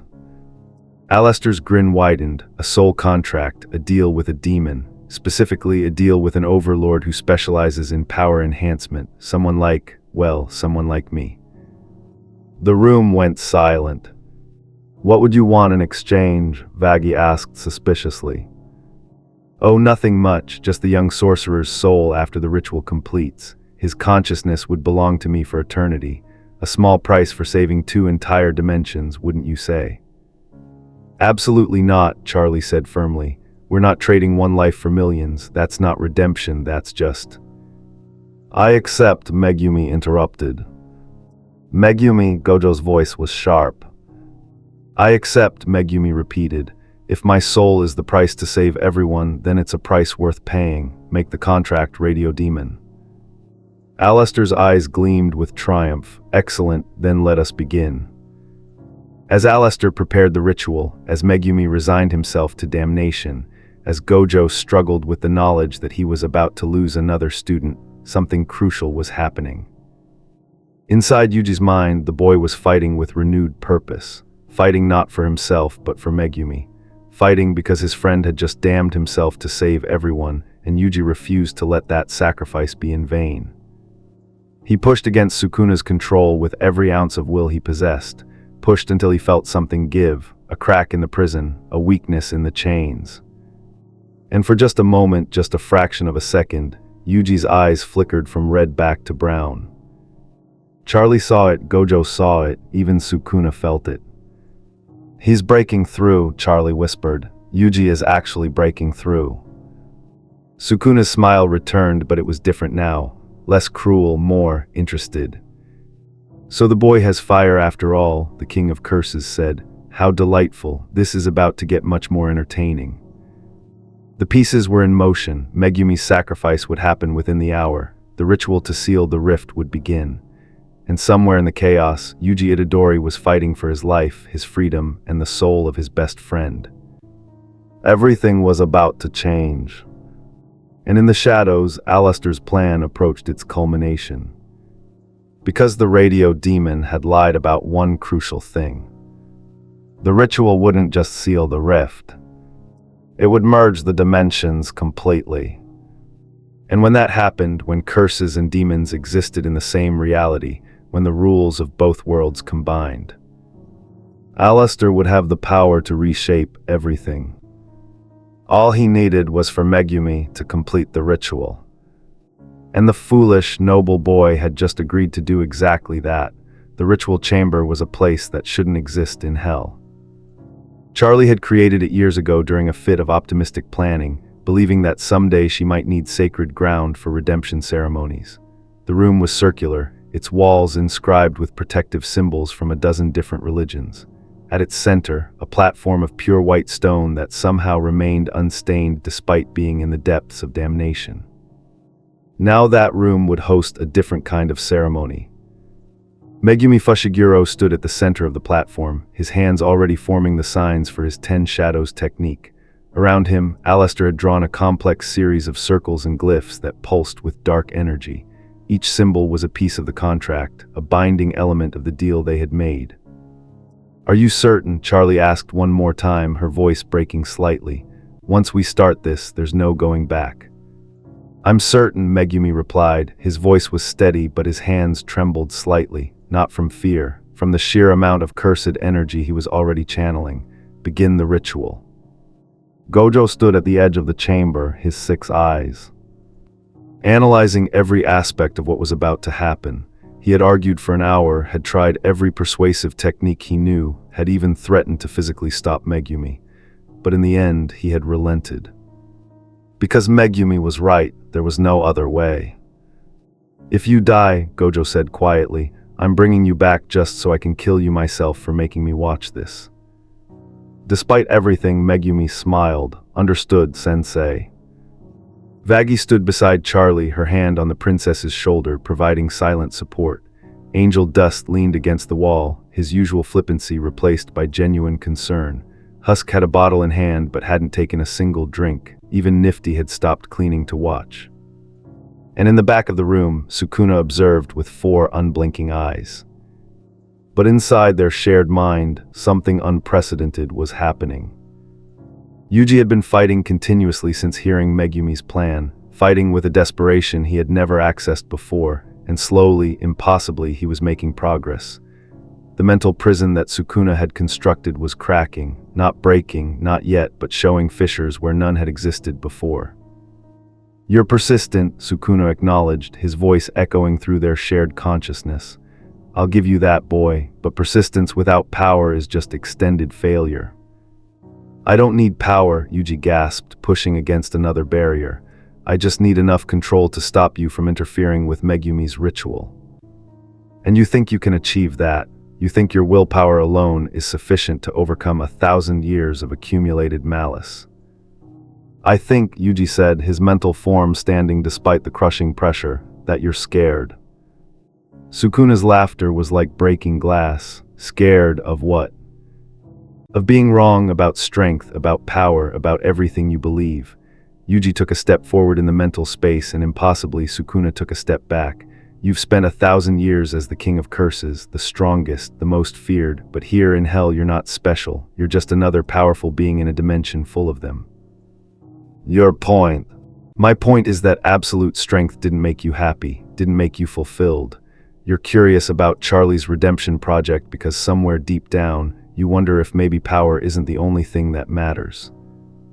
The silence that followed was deafening. Then Sukuna did something he had never done before in their shared existence. He genuinely considered what Yuji had said. "You're more perceptive than I gave you credit for, boy. Yes, I'm curious. Yes, I find this dimension and its inhabitants fascinating in ways my own world never was, but that changes nothing. I am what I am, the king of curses, that is my nature." "Nature can change," Yuji replied. "People can change, even curses can change. That's what Charlie believes, and after everything I've seen here, I'm starting to believe it too." "Then you're a fool." "Maybe, but I'm a fool who's about to reclaim his body." Yuji surged forward with every ounce of will he possessed, not attacking Sukuna directly, he wasn't strong enough for that, but pushing toward the connection to their shared senses, toward the ability to influence their physical form, toward the smallest measure of control. In the ritual chamber, Sukuna's body jerked suddenly, his 4 eyes widened fractionally. And for just a moment, 2 of them turned brown. Gojo saw it immediately. "Yuji, he's breaking through." Alastair's grin flickered. This wasn't part of the plan. The boy was supposed to remain suppressed. His consciousness needed to stay dormant for the dimensional merger to work properly. "We need to begin now," Alastair said urgently, "before the situation becomes unstable." Megumi nodded. He had seen Yuji's momentary emergence, and it filled him with hope. If his friend was fighting back, then maybe, just maybe, this sacrifice would give Yuji the opening he needed. "I'm ready," Megumi said. Alastair began to chant. The words were in a language older than hell itself, a tongue spoken before the concept of sin had taken form. The symbols around Megumi began to glow, their light somehow darker than the surrounding shadows. Megumi's 10 Shadows technique activated at its maximum capacity. From his shadow, creatures began to emerge, not his usual divine dogs or serpent. These were fragments of reality itself, manifestations of the space between dimensions. They swirled around him like a vortex of pure potential.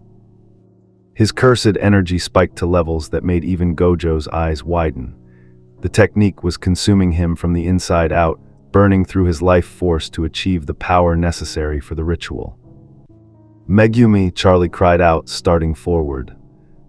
Vaggie held her back. "You can't interfere, the ritual has started. Breaking it now would kill him instantly." In the center of the platform, Megumi's body began to glow with an ethereal light. His shadow expanded, grew, reached out to touch the very walls of the chamber, and through that shadow he could feel it. The rift, the wound between dimensions, pulsing, hungry, consuming everything it touched. He reached for it with his technique, reached across space and reality itself, felt his consciousness expanding to bridge the gap between hell and earth, between the world of demons and the world of curses. It was agony beyond description. Every nerve screamed, every cell in his body protested, but Megumi held on. Because this was what sorcerers did. They suffered so others didn't have to. The rift responded to his touch, and slowly, impossibly, it began to shrink. Back in Tokyo, sorcerers monitoring the dimensional tier saw it contract for the first time since its creation. Hopes that had been dead for days suddenly rekindled. Maybe they would survive this after all.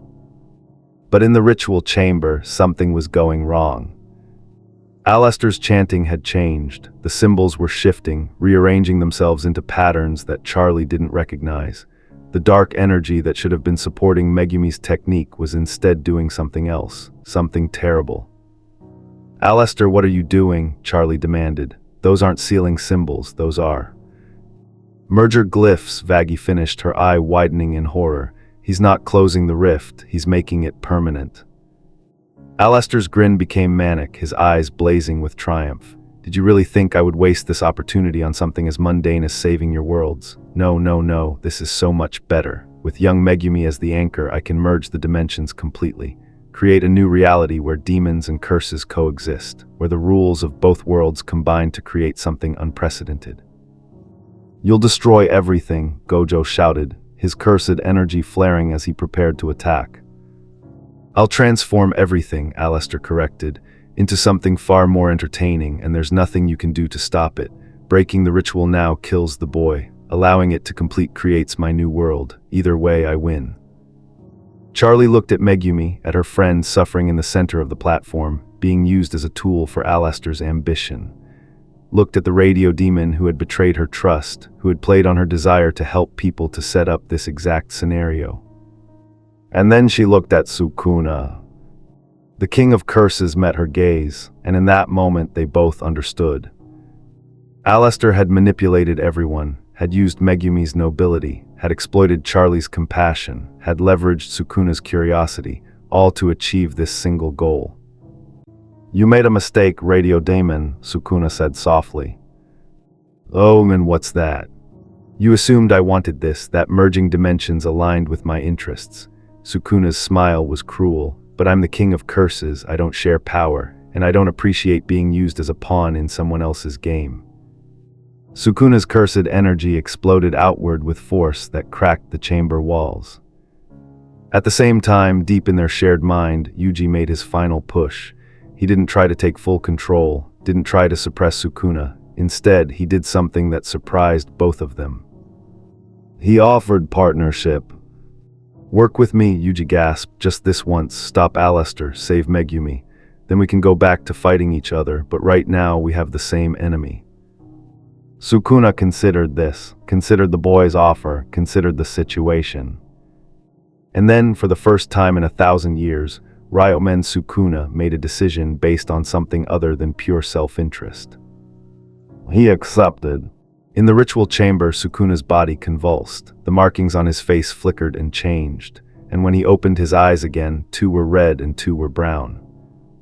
Yuji and Sukuna sharing control equally. "Impossible," Alistair breathed. "Nothing's impossible," Yuji and Sukuna spoke in perfect unison, their voices overlapping. "We're about to prove that." They moved as one, Yuji's determination and Sukuna's power combined into something neither could achieve alone. They struck at the ritual's foundation, at the glyphs Alistair had carefully arranged. Domain expansion, malevolent shrine. The technique activated but wrong, different. Instead of Sukuna's usual slashing domain, it became something new. A space where cursed energy and willpower combined, where strength and compassion existed simultaneously. The ritual shattered. Megumi collapsed, the strain of the broken anchor finally overwhelming him. Gojo was there instantly, catching his student before he hit the ground. "I've got you," Gojo whispered, "I've got you." But the rift hadn't closed. Alistair's merger hadn't completed, but the damage was done. The dimensions were still bleeding together, still collapsing. "You've ruined everything," Alistair screamed, his composure finally breaking. His true form began to emerge, antlers sprouting from his head, his body growing to monstrous proportions. "I'll tear you all apart." "No," Charlie said, stepping forward. Her own demonic form erupted fully, hellfire wreathing her body. "You've hurt enough people, used enough trust, this ends now." The Princess of Hell and the Radio Demon faced each other. And the true battle for the fate of 2 dimensions began. The hotel shattered around them as power unlike anything hell had witnessed in centuries was unleashed. Charlie Morningstar in her full demonic glory was a sight that reminded everyone why she was Lucifer's daughter. Her wings spread wide enough to block out the crimson sky, her horns curved like a crown of bone, and her eyes burned with hellfire that had been building since the moment Alistair's betrayal became clear. "You came to my hotel," she said, her voice echoing with layers of authority that made lesser demons flee for miles, wearing the mask of friendship, offering help. "And all along you were planning this, planning to use my trust, use Megumi's sacrifice, use everyone's hope for your own ambition." Alistair's transformation was equally dramatic. His antlers branched like dead trees, each point sharp enough to pierce reality. His body stretched to inhuman proportions, becoming a twisted fusion of man and monster. Radio static filled the air so thick it became visible, crackling with dark energy.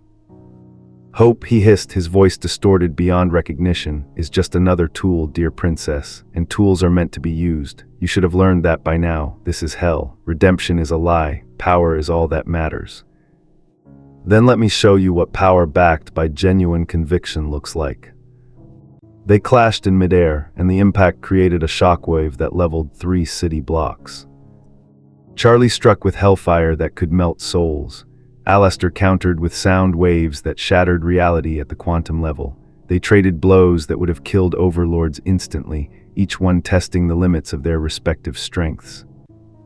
But this wasn't the only battle happening. Inside the ruined ritual chamber, Gojo had placed Megumi's unconscious form in the safest corner he could find. The boy was alive but barely, his life force depleted by the failed ritual. Gojo's hands glowed with reverse cursed technique as he worked to stabilize his student. "Stay with me, Megumi," he murmured. "You don't get to die after a speech that dramatic. It's narratively unsatisfying." Vaggie stood guard over them, her spear ready, her single eye scanning for threats. Angel Dust and Husk had taken defensive positions at the chamber's entrances. Nifty, surprisingly, had armed herself with cleaning supplies that glowed with unexpected power. They were the hotel's last line of defense, and they were prepared to hold it. But the real surprise was happening in the center of the chamber. Yuji and Sukuna, still sharing control, stood together in a way that should have been impossible. Their combined consciousness was unstable, fragile, held together only by mutual necessity, but it was holding. "This is unpleasant," Sukuna's voice said through their shared mouth. "Completely agree," Yuji's voice replied, "but we need to close the rift. That's still the priority." "The boy is right," Gojo called out, not looking away from Megumi.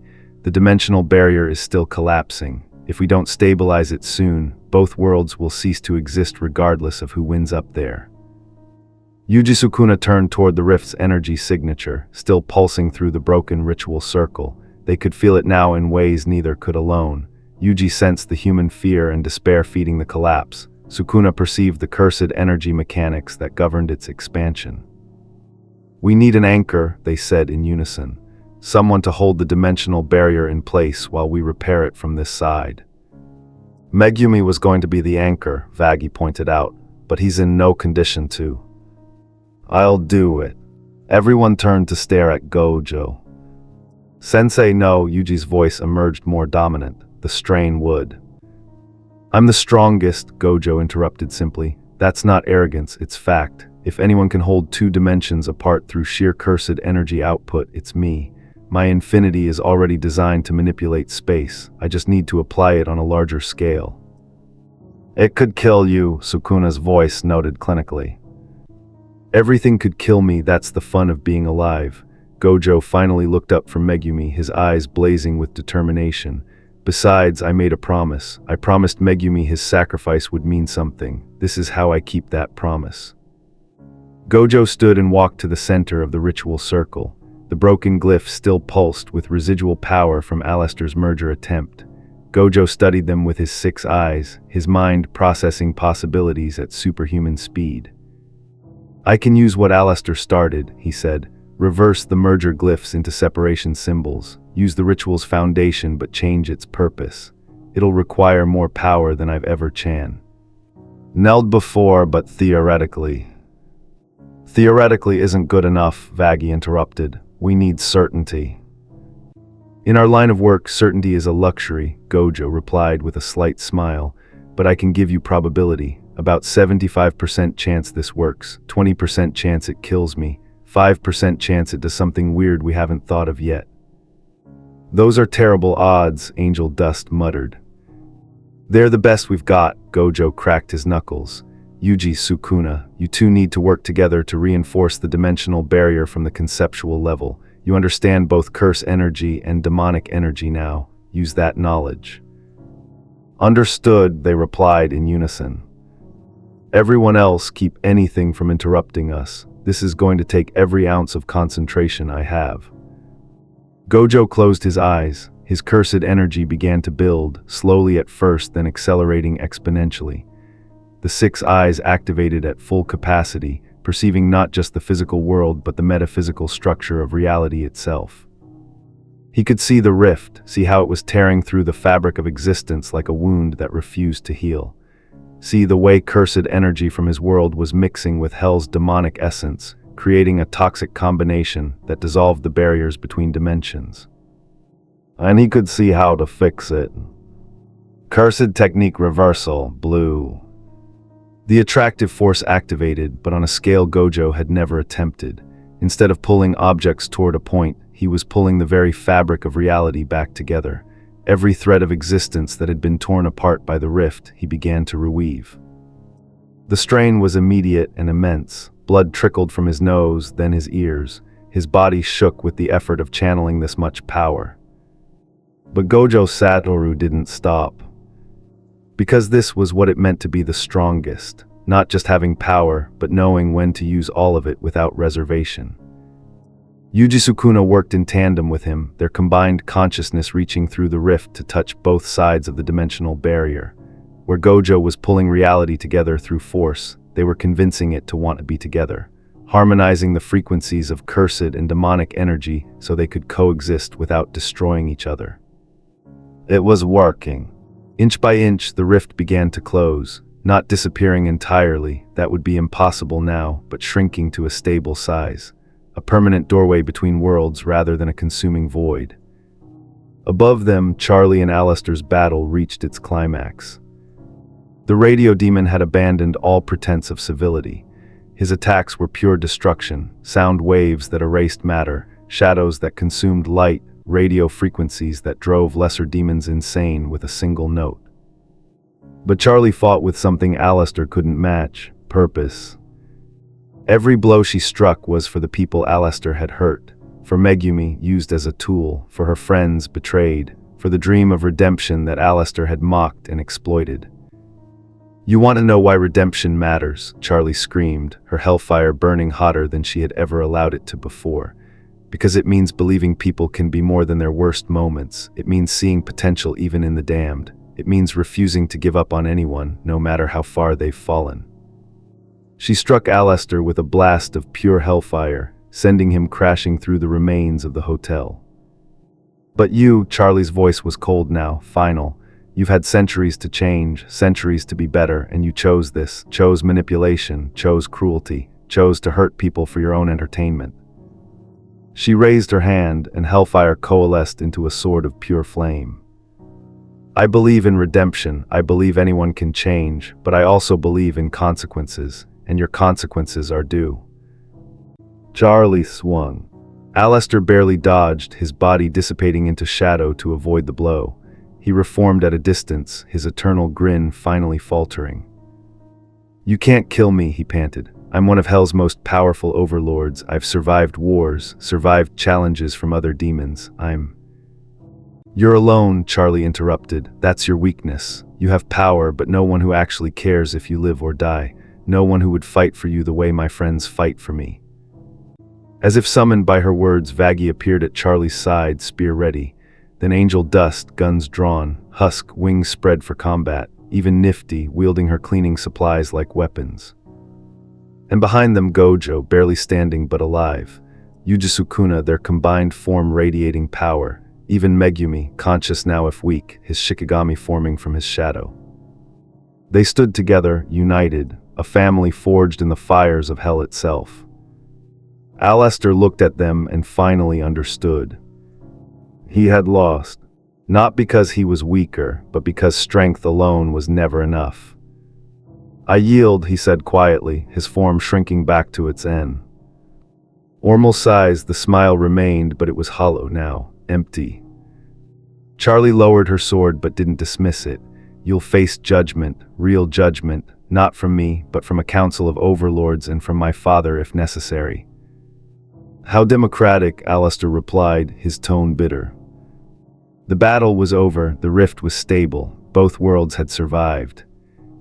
But as everyone began to relax, to process what they had just been through, Sukuna's voice rang out one more time.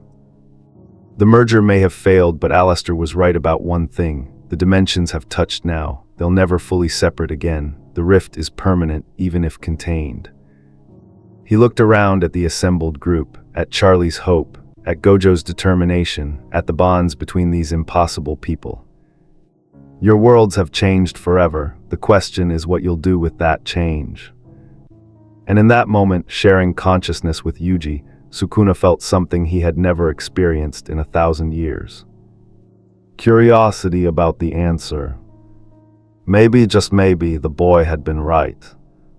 Maybe some things were worth more than power. 3 months after the rift stabilized, the worlds had settled into their new reality. The permanent gateway between hell and earth had been established in neutral territory, a pocket dimension maintained by a coalition of sorcerers and demons. It was heavily guarded on both sides, but it remained open, a bridge between dimensions that allowed controlled travel for those with legitimate reason. In Tokyo, the Jujutsu Society had undergone massive reformation. Gojo Satoru, freed from the prison realm and having saved 2 dimensions, had finally accumulated enough political capital to force the changes he had always wanted. The old guard had been replaced. New policies protected young sorcerers, and for the first time in history, there was formal diplomatic contact with hell itself. Megumi Fushiguro had survived his sacrifice, though it had cost him. His cursed technique was permanently altered by the ritual, his shadows now touched by demonic essence in ways that made them stronger but harder to control. He spent hours each day in meditation, learning to master this new aspect of his power. Gojo found him there one afternoon, sitting in the training grounds, shadows swirling around him like living things. "You're getting better at that," Gojo observed. "I'm getting less bad at it," Megumi corrected. "There's a difference." Gojo sat down beside his student. "You know, I never properly thanked you for what you tried to do, for being willing to sacrifice everything. You stopped me from having to." "That's not the point. The point is you were ready. That takes a kind of courage most people never develop." Gojo's tone became more serious. "But next time you plan to damn yourself for eternity, maybe run it by me first." Megumi almost smiled. "I'll consider it." They sat in comfortable silence for a moment before Megumi spoke again. "How is he, Yuji?" Gojo's expression softened. "See for yourself." In the Hazbin Hotel's rebuilt common room, Yuji Itadori was teaching Angel Dust how to throw a proper punch. "No, you're telegraphing it," Yuji said, moving Angel's arms into position. "Keep your shoulders loose until the last second, then snap." Angel Dust threw the punch, and it actually looked decent. Not bad for a kid." "Not a kid," Yuji replied with a grin. "Just young and adorably optimistic according to Sukuna." Speaking of, Angel Dust glanced around nervously. "Where is the creepy Four Eyes guy?" "Right here," Sukuna's voice emerged as Yuji's markings appeared briefly. "And I can still hear you when the brat is in control. Show some respect." "Sorry, Your Majesty," Angel Dust replied, though his tone was more teasing than afraid. The arrangement Yuji and Sukuna had reached was unprecedented. After working together during the convergence, they had discovered something neither expected. They could share control, not equally, not always peacefully, but functionally. Yuji remained dominant most of the time, but Sukuna could emerge when needed. And gradually, through exposure to Charlie's hotel and its residents, something in the King of Curses had begun to shift. Not redemption. Sukuna was far too ancient and too fundamentally aligned with his nature for that, but perhaps the beginning of understanding. The faintest hint that maybe power wasn't the only thing worth pursuing. Charlie entered the room carrying a tray of drinks. "How's the training going?" "Pretty good," Yuji said, accepting a cup. Angel's actually got natural talent, just needs to break some bad habits. Story of my life, Angel Dust muttered. Vaggie appeared behind Charlie, as always staying close. We've got another arrival from Earth, someone named Nobara Kujisaki demanding to see Yuji. Yuji's face lit up. Kujisaki's here, finally. He rushed to the entrance, where indeed Nobara Kujisaki stood with her hands on her hips, looking around the hotel with critical ass. Last minute. So this is hell, she said. Tackier than I expected, but I can work with it. Nobara, Yuji pulled her into a hug that she reluctantly returned. Yeah, missed you too. Now get off me and explain why you've been gone for 3 months hanging out in literal hell without inviting me. It's complicated. It always is with you. Their reunion was interrupted by Sukuna's presence emerging more fully. Ah, the girl with the hammer and nails, I remember you, still as irritating as ever. Nobara didn't even flinch, and you're still a creepy old man living in my friend's body. We all have our crosses to bear. Sukuna laughed genuinely. I like her, she can stay. Over the following weeks, more connections formed between worlds. Some sorcerers came to study Hell's unique properties. Some demons traveled to Earth to experience the mortal world. Tensions existed, certainly. Not every interaction was peaceful, but gradually, a new equilibrium emerged. The Hazbin Hotel became a central hub for this exchange. Charlie's redemption project evolved to include helping sorcerers understand demons and vice versa. She had found a new purpose, one that acknowledged the complexity of both dimensions. One evening, as the sun set over Hell's eternal crimson sky, Charlie stood on the hotel's balcony with Yuji. Do you think it'll last, she asked, this peace between our worlds? Yuji considered the question seriously. I think it'll be messy. I think there will be conflicts and misunderstandings, and probably some disasters we haven't even thought of yet. That's not very reassuring. But Yuji continued with a smile, I also think that as long as there are people like you willing to believe in connection, in understanding, in the possibility that different doesn't mean enemy, yeah, I think it'll last. Charlie smiled back. You sound like Sukuna's influence is making you wiser. Or your optimism is making him less terrible. From within, Sukuna's voice emerged one more time. I heard that, brat, and for the record, I'm exactly as terrible as I've always been. Sure you are, Yuji replied. That's why you helped save both dimensions, because you're so terrible. I was bored, it was entertainment. You keep telling yourself that. In the distance, Gojo watched the exchange with satisfaction. His student had not just survived but grown, had not just endured possession but found a way to coexist with it, had become a bridge between worlds in the most literal sense. Megumi joined him on the balcony. Think he'll be okay, long term. I think, Gojo replied, that Yuji Itadori has always been okay, not despite the challenges he faces, but because of how he faces them, with courage, with compassion, with the belief that even impossible situations can be navigated if you refuse to give up on people. Sounds like someone taught him well. Please, that's all natural, Yuji. I just gave him the tools to survive. He figured out how to actually live all on his own. They stood together, teacher and students, watching as the Hazbin Hotel buzzed with activity. Demons and sorcerers mingling, hell and earth coexisting. And at the center of it all, a boy who had swallowed poison to save his friends and ended up saving 2 entire dimensions. Far below, Alistair watched from his prison cell in Hell's correctional facility. He had been sentenced to containment until a formal trial could be arranged. His powers were bound, his influence curtailed. But he was still smiling, because he had seen something during the convergence, something the others had missed in their rush to save their worlds. The dimensions had touched, had merged if only briefly, and in that merging new possibilities had been created, new powers had been born, new potential waited to be exploited. This wasn't over. It was just beginning. But for now, for this moment, there was peace.